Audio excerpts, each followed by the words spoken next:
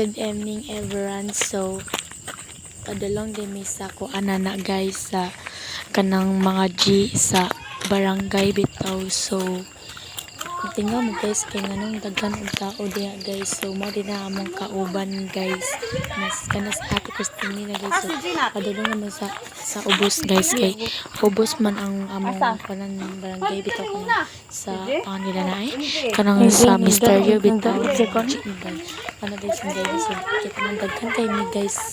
So ana din mi guys kami nag-uban na mi padung dira guys kay among kauban guys kay uban kay naa pa man sa ulay. So sinapsan kami bota na guys layo pa man good guys. So sige ra kog katawa na guys kay sinday mi guys kay wala pod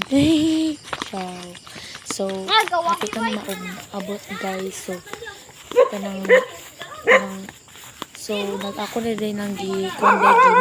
So naabot na mi guys kita mga ngit-ngit guys wala pa din nagipasiga ang suga. So kami nangaling guys na akong forward guys. So nangadyo kami. So nangadyo kami. So gibadlong ako guys na bawal ko na nga wheel say forward na po nato guys. Naabot na may sa mga barangay nga bahay guys. So nagkan sila lang ko kandila guys kay kanang sige paso-paso dito kami sa pato dito. So more to bye bye.